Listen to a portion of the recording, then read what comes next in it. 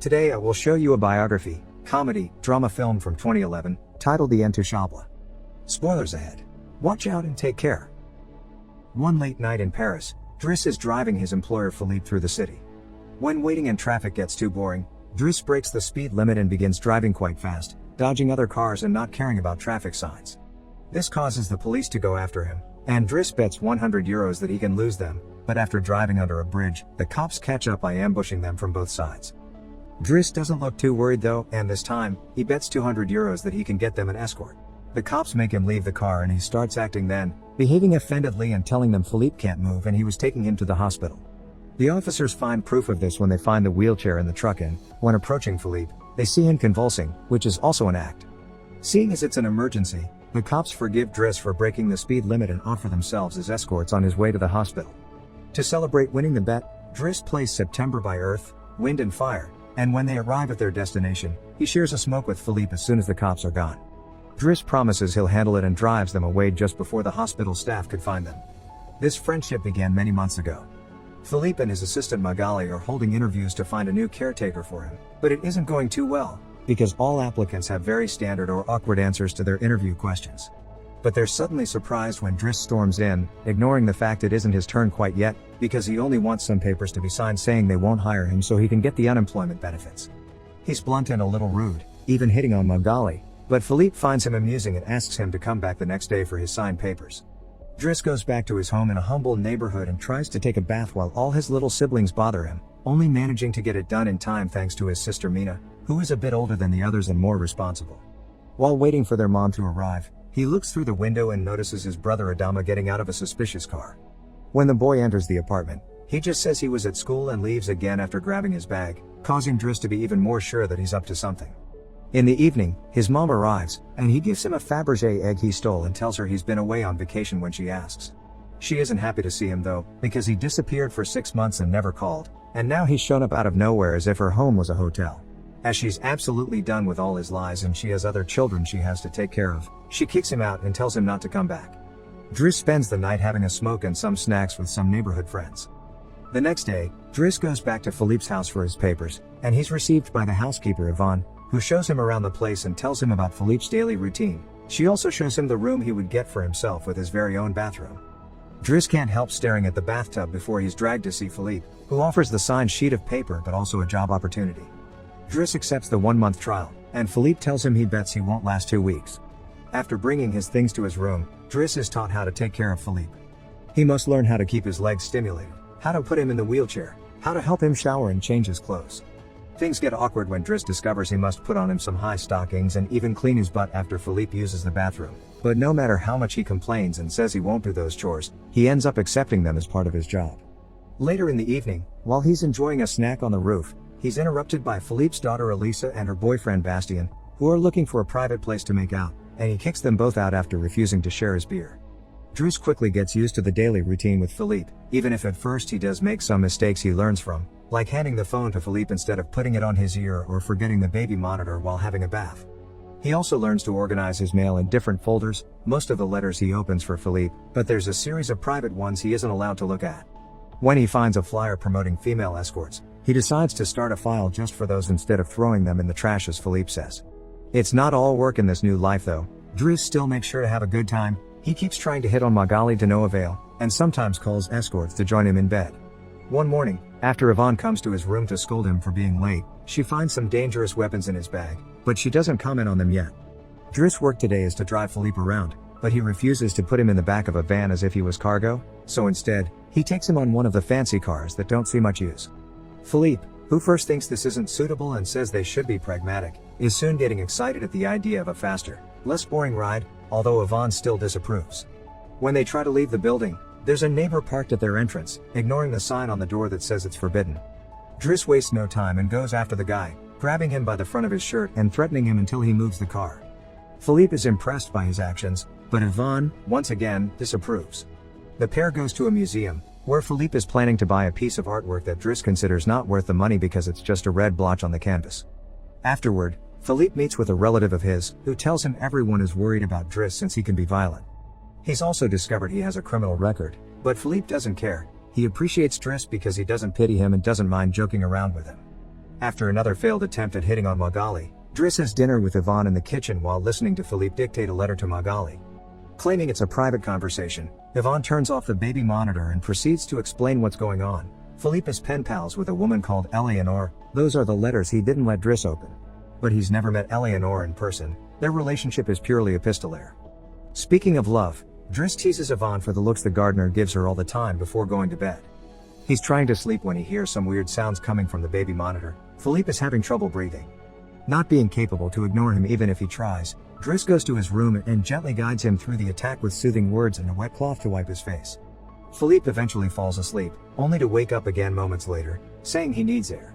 This time Driss doesn't hesitate. He puts Philippe on the wheelchair, covers him with blankets, and takes him out for a stroll by the river.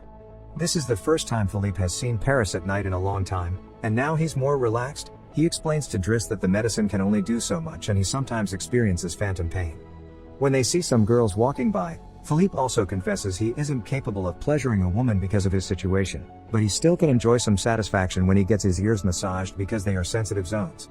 When the phantom pain threatens to appear again, Driss shares one of his joints with Philippe, who is skeptical at first but ends up loving it. Afterward, they go to a restaurant, where they joke around while sharing a meal, and Philippe decides to share more of his story.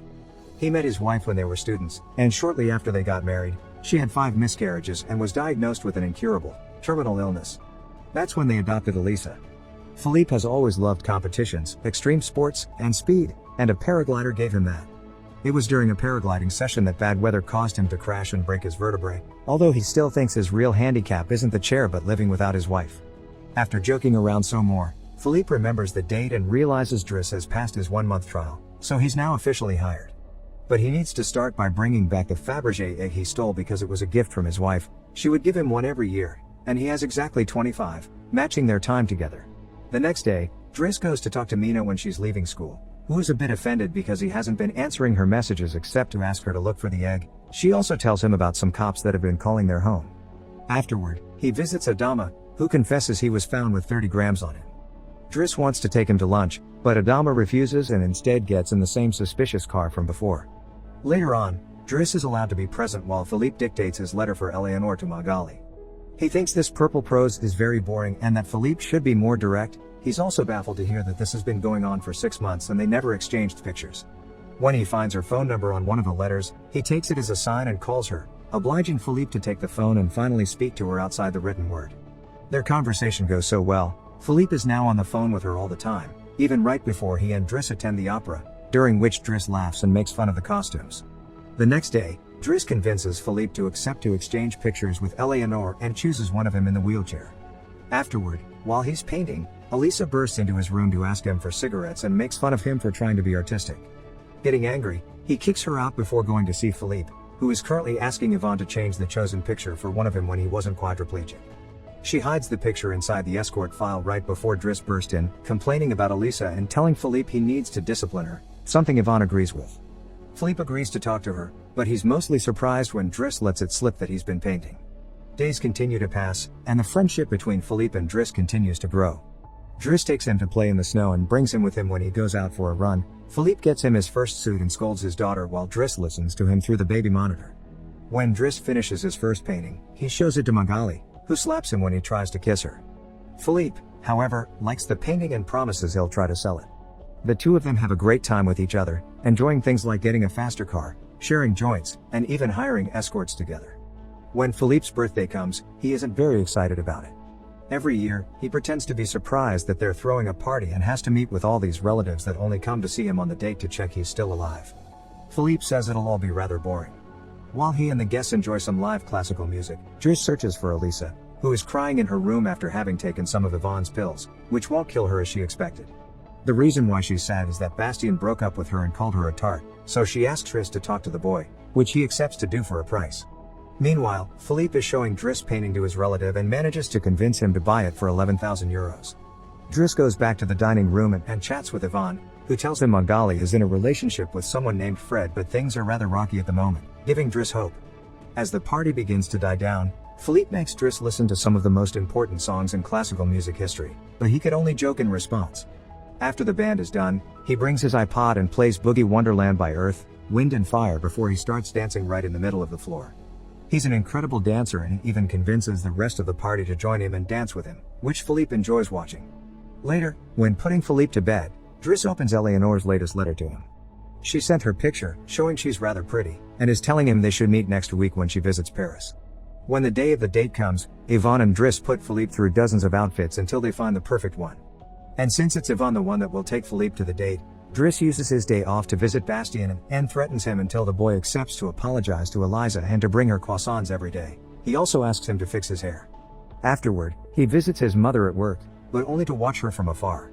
At the restaurant, Yvonne and Philippe are waiting for Eleanor, who is very late. After waiting for an hour, Philippe gives up, calls Driss to ask him to take him away, and then leaves the restaurant without noticing Eleanor is arriving at the same time. That same night, Philippe takes Driss with him in his private plane and gives him the money he got for selling the picture, making him immeasurably happy. They make it to the countryside the next morning, and Philippe decides to go paragliding, dragging Driss with him as well. Driss doesn't want anything to do with it, but after initially freaking out, he ends up enjoying the experience. When they return home, Adama is there waiting for Driss and gets scolded when he sees the scars on his face. Adama will still not tell Driss what's happening in his life though, so Driss makes him wait in his room while he calls Mina to tell her not to worry and goes to put Philippe to bed. Philippe, however, isn't sleepy yet. After making Driss look at a painting with him, he asks him about his family, which Driss at first doesn't want to talk about but eventually gives in. It turns out Adama technically isn't his brother and his parents aren't actually his parents, they're his aunt and uncle. They fetched him from Senegal when he was 8 because they couldn't have kids, and his real name is Bakari Bassari, but because other kids had that name, they called him Idris, and that became Driss. One day, his aunt miraculously was able to conceive, and after his uncle died, there were other men and more kids as well. In the same way Driss had talked to him about Elisa, Philippe points out that Adama needs discipline, so he fires Driss so he can be there with his family because he can't spend his whole life taking care of an old man.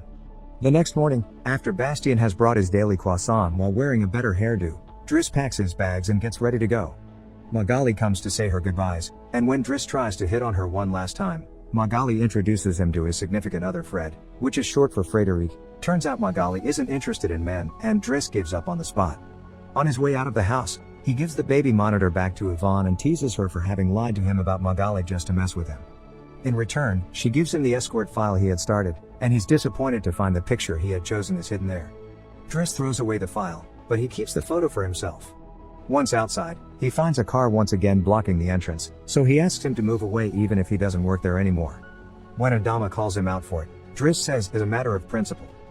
A few hours later, the two brothers go pick up their mother at the station while back at the house. Philippe is having his first dinner together with his new caretaker, who is stuffy and boring, and Philippe decides to leave him without even having a bite. Since Yvonne is out on a date with the gardener, nobody is there to scold him for it. As days pass, Driss goes back to his old life. He hangs out with his old friends again and tells the guys from the suspicious car not to bother Adama anymore. When he goes to an interview he doesn't have enough experience for, he manages to win over the employer by calling himself pragmatic and using all the art knowledge he acquired while working for Philippe. This lands him a job as a driver. Philippe continues to dislike his new caretaker and is in a constant bad mood. One night, he refuses anyone in the house to help him with his phantom pain, so Yvonne calls Driss and asks him to come over. That's how they find themselves in the situation from the beginning, with the cops chasing after them first and escorting them to the hospital later. After that little adventure, Driss drives Philippe to the coast, and the sight of the sea helps Philippe calm down. Sometime later, Driss takes care of Philippe's overgrown beard before taking him to a restaurant for lunch, but he doesn't stay, because someone else will be making Philippe company today.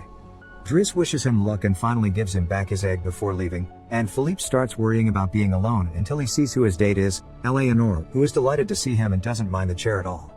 The real Count Philippe Pozzo di Borgo now lives in Morocco. He has remarried and has 2 daughters. The real Driss, actually called Abdel Yasmin Selou, has his own firm and is also married with 3 children. The 2 men continue to be very close friends to this day. Make sure to subscribe and turn on notifications so you can watch more videos like this. Thanks for watching.